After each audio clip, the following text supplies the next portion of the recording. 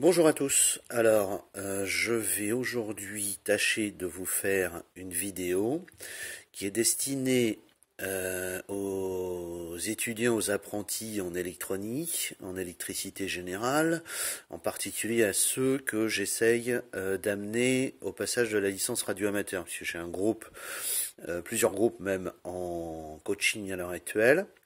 Donc on va partir de quelque chose de très simple pour vous démystifier toute la partie résistance et l'utilisation de la loi d'Ohm. On va partir d'un circuit extrêmement simple où ici on a une pile avec un plus et un moins. Vous savez tous à quoi ça ressemble une pile, d'accord? Ici on a deux fils qui sortent de cette pile et qui vont relier une résistance. Donc cette résistance, elle aura une valeur, on va voir laquelle, et en tout cas, il va y avoir trois éléments à connaître dans ce montage. On va avoir ici, entre ce point-là et ce point-là, on va avoir une tension, la tension de la pile qu'on appelle U en général dans nos formules. Ici, on aura une valeur entre ici et ici qui s'appellera R, la résistance qui est en ohm, et le positionnement de cette pile connectée sur cette résistance va permettre l'établissement d'un courant électrique. Ce courant électrique, donc, il va sortir du plus, il va courir ici, il va ici passer dans la résistance et il va ici retourner au négatif de la pile, et ce courant, cette intensité, ces électrons qui cavalent parce que on va du plus vers le moins et on traverse la résistance, on aura une intensité de courant qui s'appellera I, qui est donc le débit du courant dans le circuit. Alors, la loi d'Ohm, elle dit quoi? La loi d'Ohm, elle dit trois choses. Elle dit principalement U égale R multiplié par I, d'accord? Et elle dit par déduction, si on a par exemple U, on la connaît, mais qu'on cherche à connaître soit R, soit I, ben, il va falloir les déduire. Donc il va falloir inverser la formule. Donc dans ce cas, on va faire les extensions, les déductions de cette formule. R égale, dans ce cas, U divisé par I. Et si c'est I qu'il nous faut, on aura donc I égale U, qui était toujours à l'entrée de notre résultat ici, divisé par R. Voilà. Donc on a nos trois formules. Donc si on admet, par exemple, très simplement, que notre pile U, ça va être, alors par exemple, ça va être 4 volts. D'accord? On dit que U c'est 4 volts. Et puis après, on va dire que R, et ben, par exemple, R, on va faire un truc facile, on va dire que R c'est, tiens, bêtement, on va dire que c'est 4 ohms. Hein, le ohm, ça s'écrit comme ça, on le sait. D'accord? Maintenant, on a des informations, on a U, la tension, on a R, la résistance. On peut en déduire par le calcul I. Dans ce genre de cas, on va s'adresser à la formule I égale U sur R, et donc on va poser la formule U sur R, d'accord, c'est I bien sûr, égale U, on a dit 4 volts, donc on va poser 4, hein, U c'est en volts. Ensuite, on a dit R, R c'est en ohm, eh bien on va le diviser par 4. Égal, on obtient quoi? 4 divisé par 4, on obtient 1. 1, c'est le résultat de I. Donc ça va être en ampères. Et ben voilà un calcul simple. I dans ce calcul, avec 4 volts en tension et 4 ohms en résistance, I égale 1 ampère. Voilà. Ça, c'est extrêmement simple. Maintenant, on va modifier un petit peu les choses. On va dire que au lieu qu'elle fasse 4 ohms, on fait par exemple 8 ohms. D'accord? Donc on va refaire notre formule. Si on veut calculer, est-ce que l'intensité a changé ou pas avec 8 ohms? avec toujours 4 volts. Eh ben, on va faire le calcul. Moi, je pense qu'elle a changé. Donc, on va faire la nouvelle I. I égale U sur R égale, alors U, c'est toujours 4 volts. Ça n'a pas changé. Donc, 4 volts divisé par R. R, on a dit maintenant que c'était 8 ohms. Eh bien, 4 divisé par 8 égale 4 divisé par 8, ça fait 0,5. 0,5 ampères. D'accord? Donc on s'aperçoit de quoi? C'est que plus la résistance est forte, plus le courant est faible. Et c'est proportionnel. J'ai doublé la résistance, mon courant se divise par 2. D'accord? C'est extrêmement simple. Maintenant, je vais faire le contraire. Je ne vais pas taper sur 8 ohms, je vais taper sur 2 ohms. Je choisis de mettre une résistance de 2 ohms, et maintenant je me demande, cette valeur I, de combien est-elle? Je continue. Donc I, la nouvelle version, est-ce que ça modifie quelque chose ou pas? C'est égal à U divisé par R, ça n'a pas changé. Égal U, c'est toujours 4 volts, ça n'a pas changé. 4 divisé par, là j'ai décidé que ça soit 2 ohms. Divisé par 2, 4 divisé par 2, 2 fois 4, 8, d'accord?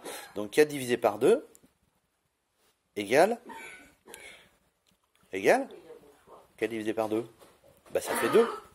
Ça fait 2. Donc on a 2 ampères. Donc j'en déduis la chose suivante. Si par rapport à une situation établie ici, par exemple, j'ai 4 ohms, 4 volts, j'ai 1 ampère. Maintenant j'ai 4 volts, 8 ohms, j'ai 0,5 ampères. Donc j'ai doublé la valeur de ma résistance, je diminue le courant de moitié. Maintenant, de 4 ohms, je passe à 2. C'est-à-dire que j'ai divisé par 2 ma résistance, et bien quand je divise par 2 ma résistance, mon courant se retrouve multiplié par 2. Et tout est ainsi proportionnel, sachant que les fameuses ampères ici sont, comme je le dis souvent, toujours l'esclave de la tension et de la résistance. Je ne peux pas, avec cette tension et cette résistance, choisir une intensité différente. Si je veux une intensité différente, il va falloir que je change soit la tension, soit la résistance. D'accord?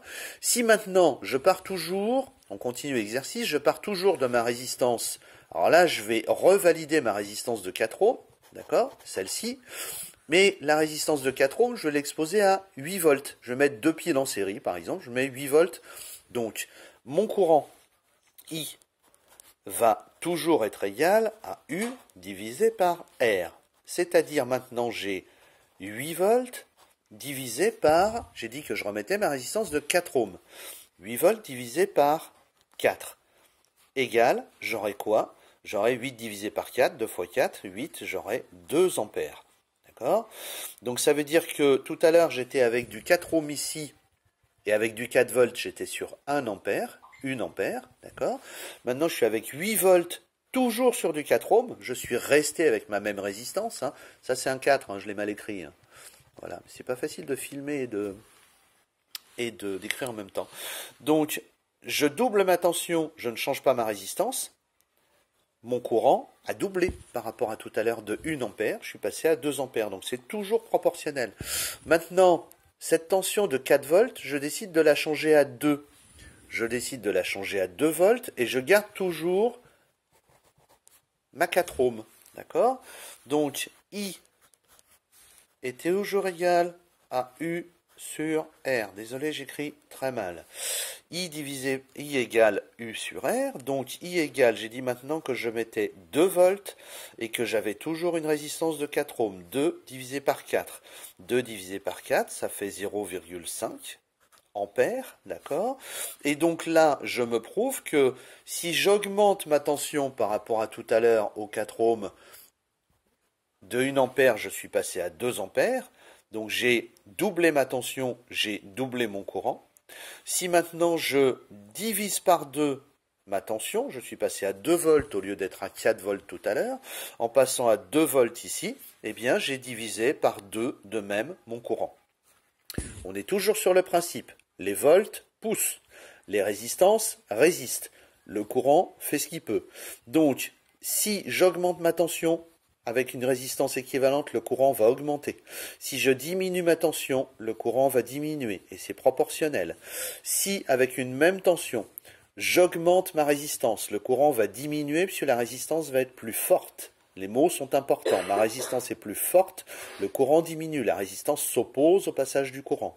Si maintenant je diminue ma résistance, qu'est-ce qui se passe? Qu'est-ce qui se passe? Qu'est-ce qui se passe? Mon courant, mon intensité va si je diminue ma résistance, mon intensité va augmenter puisque ma résistance va être plus faible.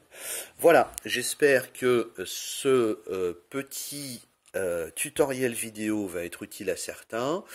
Il paraît évident quand on a l'habitude, mais c'est important de commencer par un montage extrêmement simple. Parce que, à mon sens, les cours commencent un petit peu trop fort.